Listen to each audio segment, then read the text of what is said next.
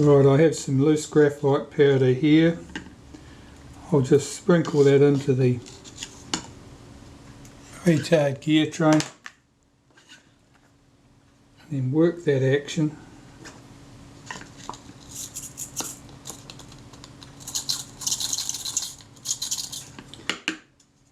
And all that does is it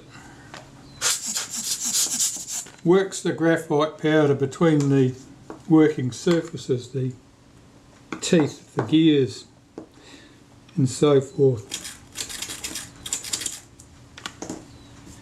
That's working fine. I think that mechanism plate is basically dealt to. So I'm just going to give that top of that retard gear train a bit of a wipe with some naphtha.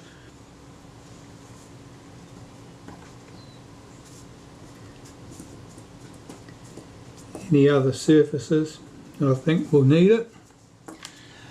That's our mechanism plate. So with our mechanism plate and our shutter case, I only need to clean the shutter blades themselves, and then that can be put back together. Looking at these blades, they appear to be in very good condition. No undue marking, no sign of any corrosion. I'm just cleaning them with some naphtha on both surfaces and looking at them.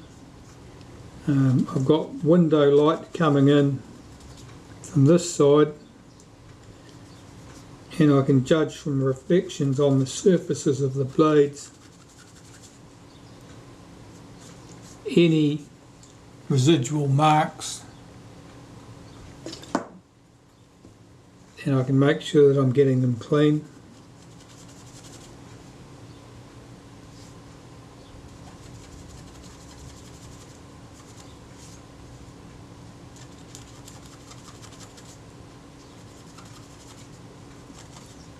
Cleaning them like this, you also get a very good impression of the surface finish of the blade.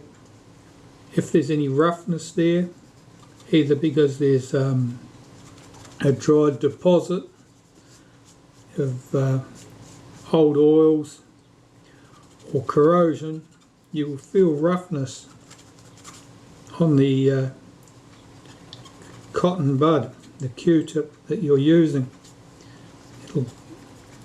which serves as an indication that extra work's going to be needed. That all seems fine.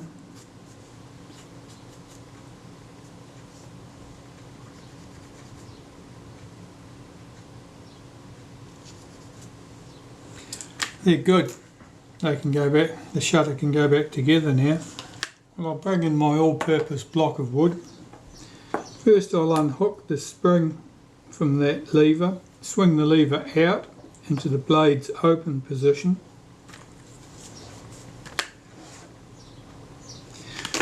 I will give that one more wipe around that surface, make sure I've cleaned it completely, there left no contaminants on it.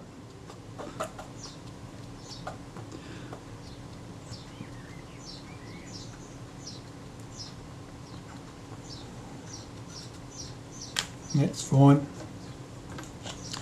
And put the blades in place. Now the first blade has an extra hole in it. Its purpose is to tell you that that's the first blade. It serves no other purpose. All of the blades are otherwise all identical.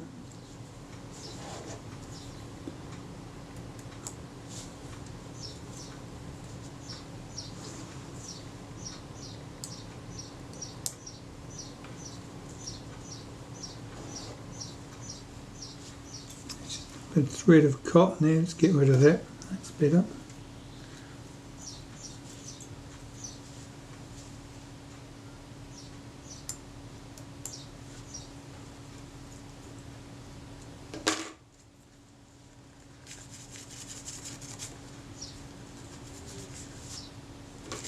Just cleaning a shutter blade here just outside the picture, because Must have put it down on a greasy spot on my piece of paper, because it was certainly showing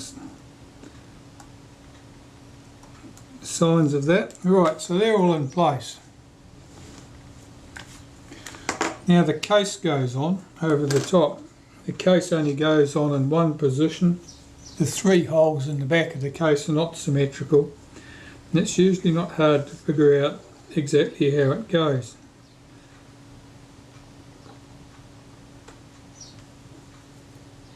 Just line that up with the 3 mounting holes, and there are 3 screws that hold the mechanism plate into the case.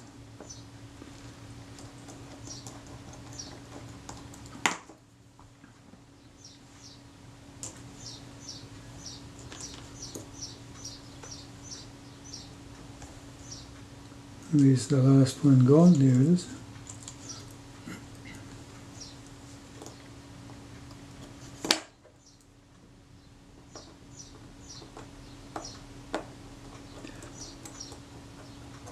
Always do these screws up lightly. If a blade has become displaced while you're putting the case over the top, you don't want to trap a blade between the case and the mechanism plate, you might damage it. So I'm just checking that the blades are correctly in position. I can put that spring on there now, the operating spring. That's all working fine. I can go back and tighten the 3 case screws.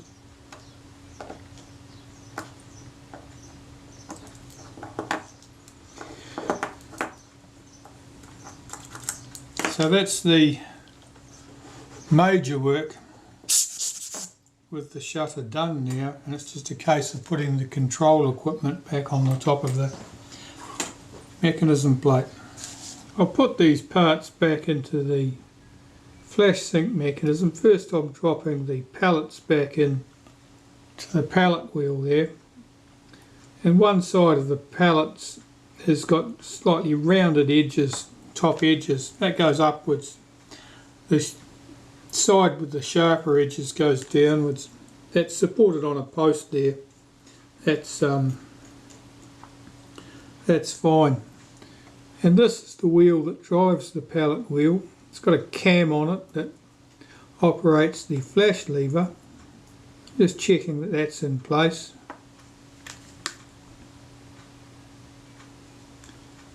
And here's the sector gear on this lever that drives that pallet wheel, that gear that drives the pallet wheel and the cam.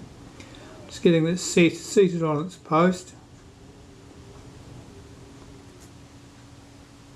Trying very hard not to disturb that little top lever, which is held to the main lever with a small spring, because it's very hard getting that spring back in place. And this one was worse than usual. The little right angle turn on the end of the spring where it hooks on was somewhat short, and it meant that it was difficult to get it lifted over and in position. It's fine now.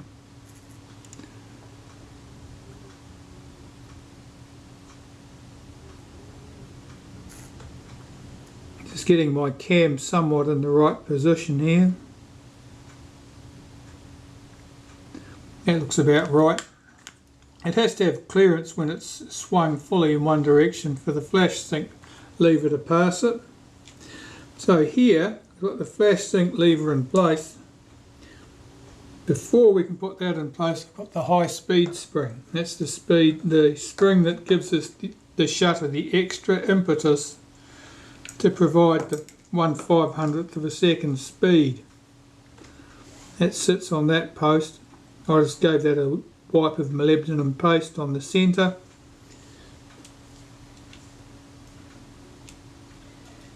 And here I have the flash sink lever and the flash contact. Seat those in position. There's a stud that sits over. That's right. And that's held in place with a single countersunk head screw.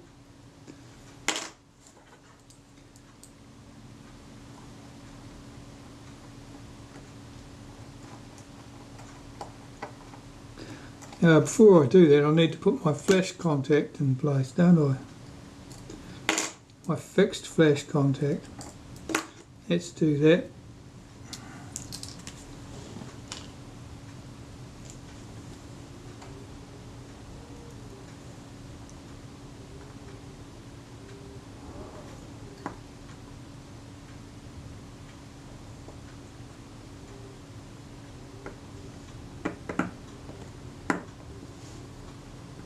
It's often a tight fit down into the body there. That was about normal in that regard.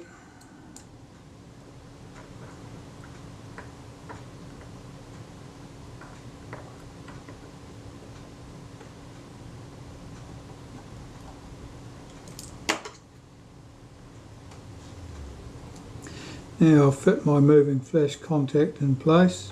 Get that seated over its post and do up the screw.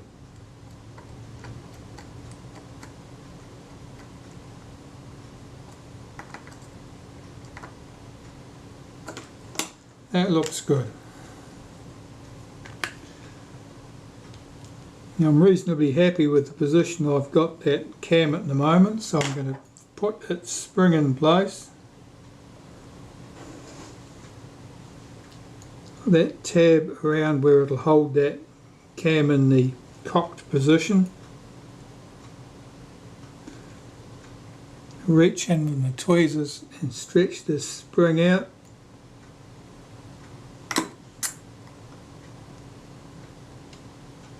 That just ran down then, that's just and worse still, that lever's come loose on the top of that lever there. See if I can get that seated again. Its return spring's still there. Now let me get that back in the cocked position. Swing that lever across to lock it. It is good, that's all correct. I haven't managed to muck anything up. And normally, the little toe of this cam, I put a touch of molybdenum paste on there, so that as it drives the flash contact, it moves smoothly. We've got two spaces, sit there and there.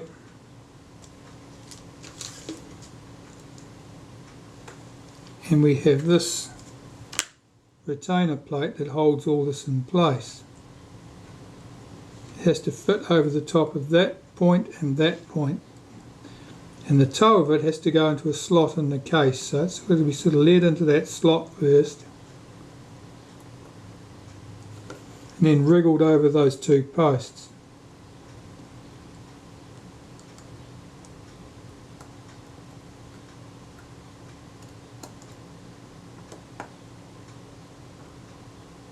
That's it. It's held in place with two screws. The screws pass through the plate and through those brass standoffs that we left loosely sitting in position. We get the plain screw in at this end.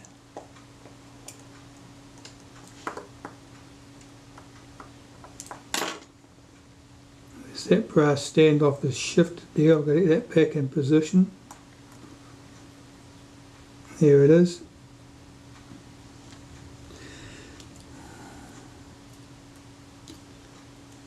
There's the flash sync setting lever here, that green lever, and the screw with the shoulder on it runs through there. The lever runs around the shoulder of that screw. Make sure that's seated correctly, that looks good. Do that screw up, do that screw up. And the return spring for that lever drops into place. It's a detent, makes that lever very bistable, stable in both positions. Doesn't want to stay around in the middle, which is what you want. Okay, that's all sitting there. Right, the next thing to go on there is the B lever. The B lever sits on this post here. The retainer screw has a spring around it, the return spring for the B lever, and also for the latch that holds the shutter cocked. Run that screw down, get that spring down in against the side of the case there while I get this screw down. That's good. So the spring needs to hook round at this end. This spring needs to come round to there. That's in position, that's good. And at the other end, that spring needs to be hooked to the inside of this lever. Just tighten the screw down now. Check that the B lever moves freely. Right, so if I press this lever in, that will release the action there of the flash sync mechanism. It did. I can cock the action there. That releases in that direction.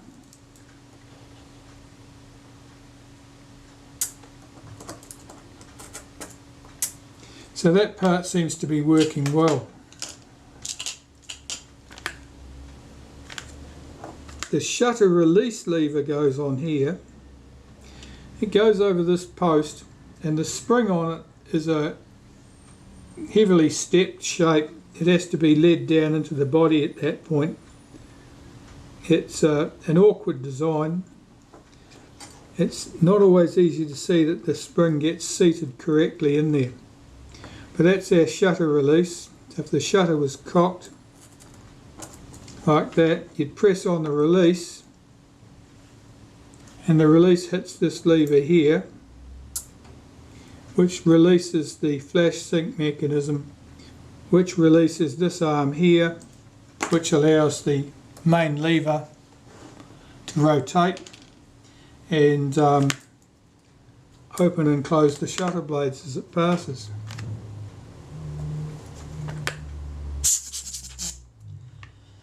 So the main lever next needs to be cleaned and put in place. Right, the final stages of closing the shutter up really. So first of all, just getting my bit of molybdenum paste here on my toothpick. Just run that round the edges of this, which is called the main lever, and on the beak and tail of the bird paw, as that piece is called. A couple of spots in the shutter I want to deal to. Where are we? There we are. First is on that lever there, on that surface where the main lever contacts it.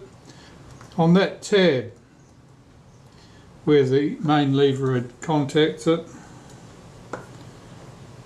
and here, and here,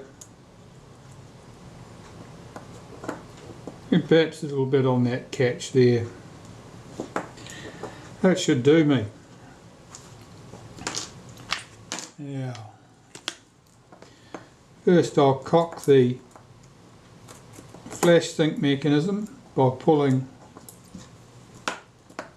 this arm across into the cock position. That makes it easier to get this spring down inside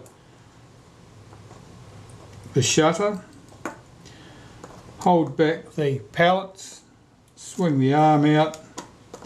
That'll allow my main lever to drop down in place. Check that the bird paw's free. Everything else is looking appropriate. That lever's not quite down. Now hook the return spring over its post, and this fine spring right here comes round onto the other end of the catch lever.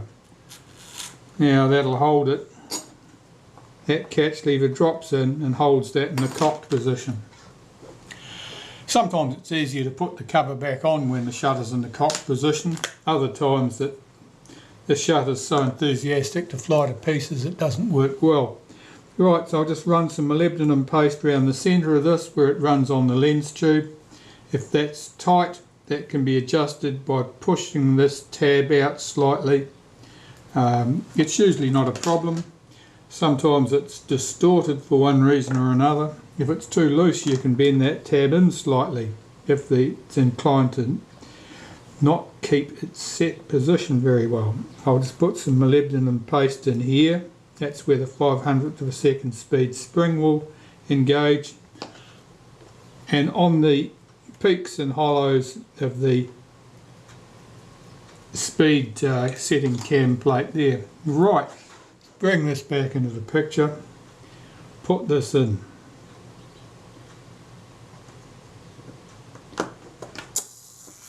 Make sure that B lever is not trapped underneath. This should be B. That's working well. This should be a second. That sounds okay. And this should be, how's this one? Yeah, 10th. That sounds quite good too. I didn't disturb the position of the speed train on this shutter, you might remember, and that's because generally you don't need to. If it was set correctly before you pulled it apart, once you've cleaned it, everything should work well again.